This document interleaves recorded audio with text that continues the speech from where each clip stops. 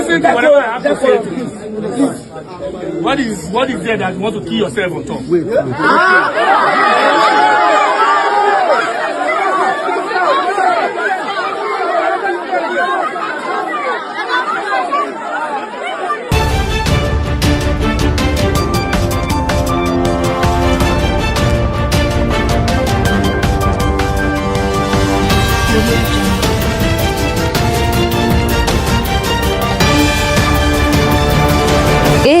ALF Yorùbá TV. Àyànfẹ́ gbọ́bọ̀ ló jẹ́ ti ọlọ́pàá orílẹ̀-èdè Nàìjíríà táwọn náà ti ń fi àdá sáwọn ènìyàn tán jẹ́ akẹ́kọ̀ọ́ mú padà bọ̀ láti ṣe ẹ̀kúnrẹ́rẹ́ àlàyé lórí fọ́nrán tá a tún fi wọlé òun kó tó di àsìkò ọ̀hún kókó oníròyìn rẹ̀ ẹ̀túnjá gbéyẹ̀wò ká tó máa pẹ̀kẹ́lu ẹ̀kúnrẹ́rẹ́ rẹ̀ báyìí. Mo ní ààyè ò ní gba gbogbo àwọn oníṣẹ́ láabi lórílẹ̀-èdè Nàìjíríà lágbára lọ́wọ́ Elédùmarè o. Ajínigbé kan lọ́wọ́ tún ti tẹ̀ báyìí ní ìpínlẹ̀ Kaduna lẹ́yìn tí àṣírí rẹ̀ tú nípa bó ṣe ṣe bẹ́ẹ̀ jí ènìyàn kan gbé ní ìpínlẹ̀ ọ̀hún. Ohun tó ń bí ogun lè yí o ní ìpínlẹ̀ Plateau ẹ tún wá wo báwọn Fúlàní darandaran bá ṣe bá ọ̀pọ̀lọpọ̀ oko jẹ́ ní ìpínlẹ̀ ọ̀hún ṣáájú kí àwọn ọmọ ogun ilẹ̀ yìí kí wọ́n tó dé sí agbègbè náà. Ìpínlẹ̀ Plateau yìí náà ni mo sì wá o ọwọ́ tẹ ọ̀daràn kan èyí tó ń ta aṣọ ológun ilẹ̀ yìí fáwọn báńdíìtì ní kọ̀rọ̀kọ̀ndù ìpínlẹ̀ ọ̀hún. Ikọ̀ ọmọ ogun ilẹ̀ yìí ti dóòlà ẹ̀mí àwọn ènìyàn táwọn agbébọn jí gbé ní ìpínlẹ̀ Niger lẹ́yìn tán dojú ogun kọ àwọn oníṣẹ́ láabi ọ̀hún nígbà tí wọ́n sì bẹ́ ẹsẹ̀ wọn sọ̀rọ̀ júbà ìhòòrò. Èèmọ̀rẹ́ o ọlọ́pàá sá pírẹsidẹ́ǹtì student union ládàá àti àwọn mìíràn lásìkò làásìgbò tó bẹ́ sílẹ̀ ní ìpínlẹ̀ Ògùn. Àwọn agbébọn wọ̀nyí tún ti ṣe bí ìṣe wọn ní ìpínlẹ̀ Katsina wọ́n ṣe bẹ́ẹ̀ bà ilé bọ̀nà jẹ́ wọ́n sì tún jí àwọn ènìyàn gbé lọ wò. Àwọn ajínigbé náà tàn mí tí wọ́n pè mí wípé kí n wá gba iṣẹ́ lọ́wọ́ àwọn kódà àwọn tún sanwó ọkọ̀ mi gan ni pẹ̀lú akẹ́kọ̀ọ́ jáde ti Unijos ìtàjígbé lọ́jọ́ sí ló sọ ìrírí bí ọ̀rọ̀ bí ó ṣe jẹ́ gan ní pàtó. Àmọ́ kú bójọ́jọ́ ṣe rí níbi gbogbo tẹ́tí láǹfààní láti ti máa darapọ̀ mọ́ wa lórí ìkànnì wa ALF Yorùbá TV tá a wọ̀ yìí nígbà jẹ́ pé àgbẹ̀ báyìí ló laró àlùkò náà ló lọ sùn àwa lánìròyìn lájọ balẹ̀ lórí ìkànnì ALF Yorùbá TV bẹ́ẹ̀ ṣe ń dúró tì wá àmọ́ lórí àsìkò yìí lọ́gọ̀ ẹnu ẹ ṣeun púpọ̀ kókó oníròyìn náà lẹ ti gbọ́ látẹnu Àyànfẹ́ Elédùmarè yìí ẹ̀kúnrẹ́rẹ́ rẹ̀ rẹ̀ ẹja tó jọ ọmọ túṣu rẹ̀ désàlẹ̀ kúkú. Àyànfẹ́ mo ní ààyè ò ní gba gbogbo àwọn oníṣẹ́ láabi lórílẹ̀-èdè Nàìjíríà lágbára lọ́wọ́ Elédùmarè. Ajínigbé kan lọ́wọ́ tún ti tẹ̀ báyìí ní ìpínlẹ̀ Kaduna lẹ́yìn tí àṣírí rẹ̀ tú síta gbangba ní ẹni tá ló lọ́wọ́ nínú ìwà ìjínigbé ní ìpínlẹ̀ ọ̀hún. Ikọ̀ ọmọ ogun ilẹ̀ yìí lábẹ́ Operation Enduring Peace pẹ̀lú àjọṣepọ̀ Civilian Joint Task Force ní abúlé tó pè ní Kamuru ní ìjọba ìbílẹ̀ Zango Kataf tí ń ṣe ìpínlẹ̀ Kaduna ó ní wọ́n ti fi páńpẹ́ òfin mú ẹni ọdún márùndínláàádọ́ta kan tó pe orúkọ rẹ̀ ní Hussaini Jibere lẹ́yìn tí wọ́n ṣe ní àlè wípé níṣẹ́ ló lọ́wọ́ nínú ìjínigbé kan tó ṣẹlẹ̀ ní agbègbè tó pè ní Agwan Ali lọ́jọ́ 29 oṣù kẹrin ọdún tá a wà nínú rẹ̀ yìí ọwọ́ tẹ ẹni ọdún márùndínláàádọ́ta ọ̀hún ní ọjọ́ 12 oṣù karùn-ún ọdún tá a wà yìí ní nǹkan dédé aago 3 àbọ̀ òru níbi tí wọ́n ti ṣe bẹ́ẹ̀ ṣe ìwádìí rẹ̀ finifini nílẹ̀ tí wọ́n sì ṣe bẹ́ẹ̀ fi páńpẹ́ òfin mu wọ́n bá wo ìtúsílẹ̀ lákàtà rẹ̀ pẹ̀lú ẹ̀rọ ìbánisọ̀rọ̀ kan èyí tí wọ́n sì ti kó òun àti ohun tí wọ́n bá lọ́wọ́ rẹ̀ lọ sí gbàgà ikọ̀ ọmọ ogun lẹ̀ yìí fún ìwádìí tó péye. Àyànfẹ́ ohun tó ń bí ogun sílẹ̀ lèyí o ní ìpínlẹ̀ Plateau ẹ tún wá wo báwọn Fúlàní darandaran bá ṣe bá ọ̀pọ̀lọpọ̀ oko jẹ́ ní ìpínlẹ̀ ọ̀hún ṣáájú kí àwọn ọmọ ogun lẹ̀ yìí kán tó dé sí agbègbè náà. Àwọn Fúlàní darandaran ní abúlé tó pè ní Rigo Jongo ní ìjọba ìbílẹ̀ Basa tí ń ṣe ìpínlẹ̀ Plateau ó ní wọ́n tún ṣe bí ìṣe wọn nílẹ̀ tí wọ́n bá ogúnlọ́gọ̀ oko àwọn àgbẹ̀ tí wọ́n bàjẹ́ ní nǹkan bí dédé aago 3 àbọ̀ ọ̀sán ọjọ́ 11 oṣù karùn-ún ọdún tá a wà yìí ó ní kọ́mọ́gún lẹ̀ yìí lábẹ́ Operation Enduring Peace ni wọ́n dé sí agbègbè náà nílẹ̀ tí wọ́n sì ṣe ní àlẹ́ wípé wọ́n bá oko náà nílẹ̀ tí wọ́n ti ṣe bẹ́ẹ̀ bá ọ̀pọ̀lọpọ̀ oko ọ̀hún jẹ́ èyí tí wọ́n sì ní wọ́n tó ti ṣe bẹ́ẹ̀ tú àwọn ẹ̀gẹ́ tó jẹ́ èrè oko fáwọn màálù wọn ní agbègbè náà níbẹ̀ tí wọ́n sì ṣe ní àlẹ́ wípé ní tó ń bí ogun àti wàhálà sílẹ̀ jù ní láàrin àwọn ọ̀dọ́ bẹ́rọ̀mù àti àwọn Fúlàní darandaran ní ìpínlẹ̀ ọ̀hún gẹ́gẹ́ bá ṣe wá ṣe ní àlẹ́ wípé àwọn tí ń ṣe ìwádìí láti mọ àwọn Fúlàní ọ̀daràn tí wọ́n wu ìwà yìí pẹ̀lú bó ṣe ba àgùn olóògùn tí wọ́n ṣe bẹ́ẹ̀ tí wọ́n bàjẹ́ ní ìpínlẹ̀ Plateau. ìpínlẹ̀ Plateau yìí náà ni mo sì wà tí yọsẹ̀ kúrò ńbẹ̀ ọwọ́ ti tẹ ọ̀daràn kan èyí tó ń ṣe bẹ́ẹ̀ ta aṣọ ológun ilẹ̀ yìí fáwọn báńdíìtì ní ìpínlẹ̀ ọ̀hún. ọ̀daràn tán pé orúkọ rẹ̀ ní Hamisu Pam ẹni ọdún márùndínláàádọ́ta tí ọwọ́ tẹ̀ ní nǹkan dédé aago 7 ọ̀sán ọjọ́ 11 oṣù karùn-ún ọdún tá a wà yìí nínú ọjà tán pè ní támínọ́ọ̀sì ní ìjọba ìbílẹ̀ àríwá Jos tí ń ṣe ìpínlẹ̀ Plateau gẹ́gẹ́ bá ṣe ṣe náà lè wípé ó ní ògbólógbò ènìyàn tí máa ń ra aṣọ gbogbo ilẹ̀ yìí tó sì máa ń ràn fáwọn oníṣẹ́ láabi báńdíìtì ní ìpínlẹ̀ ọ̀hún lásìkò tán ni ó fẹ́ lọ rèé kó aṣọ náà jíṣẹ́ fáwọn agbébọn náà ní àṣírí rẹ̀ tú tọwọ́ ikọ̀ ọmọ ogun lẹ̀ yìí tó sì tẹ́tàn fi páńpẹ́ òfin mu ibẹ̀ náà ti fọ̀rọ̀ wá lẹ́nu wò níbi tó ti ṣe náà rẹ̀ pé òníkọ̀ ànákọ ọjọ́ ti pẹ́ tóun ti ń bá a bọ̀ lórí ìwà láabi ètí òun wù yìí iṣẹ́ tó ń sì yàn láàyò rèé láti fi rí tọ́rọ́ kọ́bọ̀ jẹun ní ìpínlẹ̀ Plateau ọ̀hún wàyí o wọ́n bá aṣọ ọmọ ológun ilẹ̀ yìí lọ́wọ́ rẹ̀ èsì wọn ni ó fẹ́ lọ rèé kó fáwọn agbésùnmọ̀mí náà ní ètò sì ti ṣe bẹ́ẹ̀ fi sí gbàgà àtìmọ́lé. ikọ̀ ọmọ ogun ilẹ̀ yìí náà ti dóòlà ẹ̀mí àwọn ènìyàn táwọn agbébọn jí gbé ní ìpínlẹ̀ Niger lẹ́yìn tí wọ́n dojú ogun kọ àwọn ènìyàn ọ̀hún nípa bẹ́ẹ̀ sẹ́ wọn sọ̀rọ̀ júbà ehoro.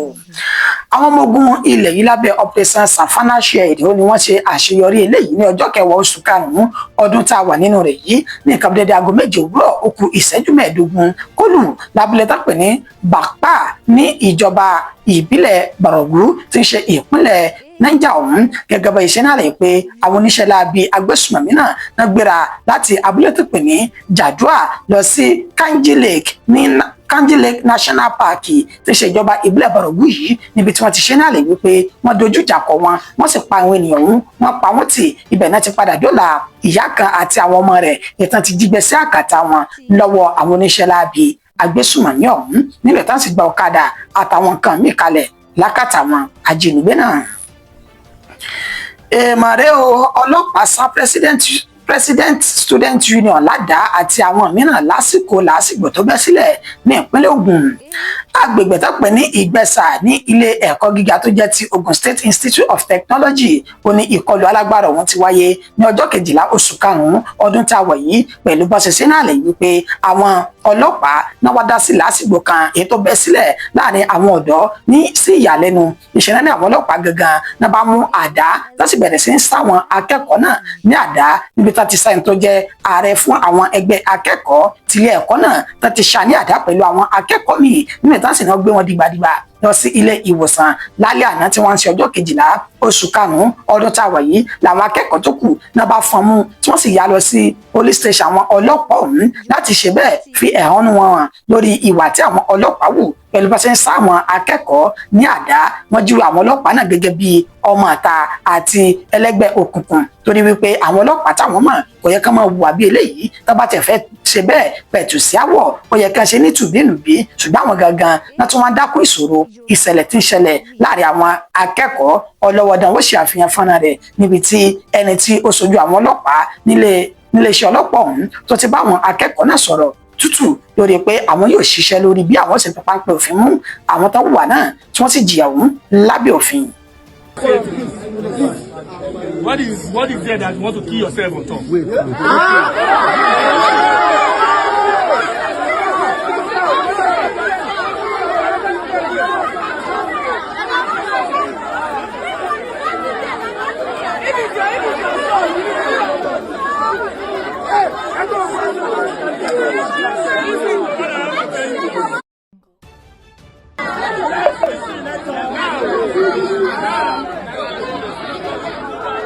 Everybody tell you, everybody Those that have injuries. Now, those that have injuries. We be taking for the hospital for treatment. What's your name? Yes, in fact. From tomorrow, the inauguration on the phone will start. I have given you the instruction from the management. So anything that you do beyond that, you are on the road. ẹ káàbọ̀ padà ká mọ̀ tẹ̀ sọ́wọ́ iwájú báyìí àwọn agbébọn wọ̀nyí tó ti ṣe bí ìṣe wọn ní ìpínlẹ̀ Katsina wọ́n ba ilé bọ̀nà jẹ́ wọ́n ṣe bẹ́ẹ̀ jí àwọn ènìyàn gbé lọ. abúlé tó pè ní Gwarjo ìjọba ìbílẹ̀ Matazu tí ń ṣe ìpínlẹ̀ Katsina ó ní ìkọlù alágbára òun ti wáyé lánàá ọjọ́ 12 oṣù tá a wà nínú rẹ̀ yìí pẹ̀lú bá ṣe ní àwọn agbébọn òun gẹ́gẹ́ bí iṣẹ́ wọn náà tún wọ agbègbè náà tó sì bẹ̀rẹ̀ sí ní yìnbọn ní kíkankíkan níbi tá ti bọ ọ̀pọ̀lọpọ̀ dúkìá jẹ tó sì tún ṣe ọ̀pọ̀lọpọ̀ ènìyàn tán sí wọn lọ́sẹ̀ nígbẹ̀yìn wọ́n padà tún jí àwọn míì gbé lára àwọn tó jí gbé ó ní ọ̀dọ́bìnrin tẹ̀ ń wò lójú mọ́ àwòrán yìí tó ti gbé wọn wọ inú igbó lọ lásìkò yìí níṣẹ́ làwọn ènìyàn agbègbè náà láti wà nínú inú fu àyàfu láti ọjọ́ tó ti pẹ́ ìtàsí náà ti ń ké sí ìjọba ìpínlẹ̀ wọn láti tètè bá wọn wọ ojútùú sí ìkọlù alágbára táwọn báńdíìtì ọ̀hún tó ti ń ṣe sí wọn ṣùgbọ́n tán ní ìjọba wọn kọ tí ọgbọ́n yìí sí ìpè táwọn ènìyàn ọ̀hún tí wọ́n pè wọ́n sí tí wọ́n sì wọ ojútùú sí ìṣẹ̀lẹ̀ náà láti ọjọ́ tó ti pẹ́. Èdùmàrè yóò kó bá wa pínwọ́ gbogbo ìkọlù alágbára táwọn oníṣẹ́ lábì yìí tá ń ṣe sáwọn ènìyàn wa ní kọ̀rọ̀kọ̀ndó orílẹ̀-èdè Nàìjíríà. Àwọn ajínigbé náà tàn mí pé kí n wá gba iṣẹ́ lọ́wọ́ àwọn kódà wọ́n tún sanwó ọkọ̀ mi ní pẹ̀lú akẹ́kọ̀ọ́ jáde ti Unijọ́sì tọ́jú gbé lọ́jọ́ sí ló sọ ìrírí rẹ̀ bí ọ̀rọ̀ ṣe jẹ́ gan ní pàtó ní ilé ìjọsìn. Ẹ rántí akẹ́kọ̀ọ́ ilé ẹ̀kọ́ gíga ti Jọ́sì ní ìpínlẹ̀ Plateau èyún John Arum Azi ìtọ́jú ní ọjọ́ 11 oṣù kẹrin ọdún tá a wọ̀ yìí lásìkò tó ń ṣe ìrìn àjò láti Jọ́sì lọ sí Zaria tí ń ṣe ìpínlẹ̀ Kaduna níṣẹ́ ni akẹ́kọ̀ọ́ ọ̀hún ló ń ṣe bẹ́ẹ̀ ṣe àlàyé bí ọ̀rọ̀ ṣe jẹ́ gan ní pàtó ní ilé ìjọsìn tó wà ní Tundunwada níjọba ìbílẹ̀ Àríwá Jọ́sì tí ń ṣe ìpínlẹ̀ Plateau lórí bí ọ̀rọ̀ ṣe jẹ́ gan ní pàtó ó sọ dímọ̀ wípé àwọn ajínigbé ọ̀hún ó ní wọ́n pe òun wípé kóun wá gba iṣẹ́ kan ní ìpínlẹ̀ Kaduna ó lóun ò sì mọ̀ pájínigbé ni wọ́n àti pé ara ti ń rò fún òun ṣùgbọ́n òun gbìyànjú láti lọ látàrí pé àkímọ irú ènìyàn tí wọ́n jẹ́ àti pé ó ṣeéṣe kí ìtẹ̀síwájú ìgbé ayé rere kó dé bọ̀ òun nípa iṣẹ́ tá fẹ́ gbé fún òun yìí ló jẹ́ kó ń ṣe bẹ́ẹ̀ kó ń wọ ọkọ̀ ní àtàrí pé àwọn gangan fúnra wọn náà tó ṣe bẹ́ẹ̀ fi wọ ọkọ̀ ránṣẹ́ sí òun ṣùgbọ́n sí ìyàlẹ́nu ọ̀rọ̀ mà padà bẹ́yìn yọ nínú ètí gbogbo á sì mọ bí nǹkan ṣe rí fún Harun ní ọjọ́ bí ọ̀sẹ̀ méjì kan sẹ́yìn tí wọ́n ṣe bẹ́ẹ̀ gbé sí àkàtà wọn ọlọ́wọ́dán wà fún anífọ́nrán bí ó ṣe ṣe àlàyé ní tí ojú rẹ̀ rí àti bí ọ̀rọ̀ gan ṣe jẹ́ gan ní pàtó ètàwá náà táfìrí ẹ̀kọ́ kan àti kejì kọ́ nínú ìrìn àjò gbésí ayé wa k'Ẹlẹ́dùmarè kó má jẹ́ ká bọ́ sọ́wọ́ ká sì mọ́ sírìn gbogbo àwọn tán sì ti wà lákàtà àwọn oníṣẹ́ láabi yìí k'Ẹlẹ́dùmarè kó bá wa yọ wọ́n kúrò gẹ́gẹ́ bó ṣe ṣe ti Harun yìí tó kù lákàtà wọn oníṣẹ́ láabi tó náà ní fi ṣẹnu mi ní dédé síbi ó yẹ ṣe o ọlọ́bẹ̀ ṣe ẹ̀yìn tẹ́ bá mi jẹ́ ẹ̀kọ́ ìbínú ire àtayọ̀ látòjọ́ máa fi pàdé ní kò pẹ́ láṣẹ lọ́wọ́ Elédùmarè ó dàbọ̀. Arum John Azi. I was kidnapped on the 11th of April. After work here, I work here on Friday. So, and I even told the Reverend I'm traveling to Kaduna for work. That's on the 11th. So, as early as possible, I left just to Zaria. So, not knowing that they were the kidnappers who were calling me. They were the one calling me on phone that I should come and work for them. Yes, they called me on phone. They were calling me, just calling me. I should come to work for them. So I was like, okay, maybe it's referral. They didn't send transport to me. Yes, they sent transport to me. So I was okay. I was like, okay, let me go and deliver their work for them because I don't know who is who tomorrow. Maybe it's through connection. So I left just to Zaria. So I was in Zaria and I called them. I am in Zaria, so they should come and pick me for the work. So they still call and tell me to pick another bike again to another different park again. I was start having doubts, but I was like, okay, let me just go. Since I'm here already, let me just go and do the work. So I went to the park. So they talked to the driver to take me to the village. They are. So me reaching there, I just dropped. Not less than 2 minutes, he came. So he met me, that he was the one we were communicating with. They gave him my number for work, that I should go so that I'll be able to do the work and go back to just early. I was like, okay, no problem. Let me go and do the work and go back early. So they took me on bike. He was alone with the bike man, so they took me on bike. We were entering inside. So I was like, this place we're entering, which place is this? No, he was like, no, I should not worry, it's village. So I will just do the work and go back. So before me reaching there, I saw someone was waiting for me. He was waiting for us there with gun that I've never ever seen in my life. Yes. Even our security here, they don't use that gun. I've never seen that gun. So, and the person that took me was telling me that I should not be afraid. Is there hunters there? I was like, hunters with this kind of gun? With dread. He was having that and it's Fulani. So that was when I started having doubt. But I was like, to God be the glory. No problem. I'm there already. I can't do anything. If I should do anything, they can shoot me. So, and before I know, they said I should kneel down. They collected my phone. They searched my bag. I was holding bag. My tools were inside. So they removed everything. So they asked me to change my clothes. They gave me their own clothes there with marks. So I put marks, and they were asking me some questions, asking me that do I have connection in Jos, all those stuff like that, the big men. I was telling them no. ALF Yoruba TV.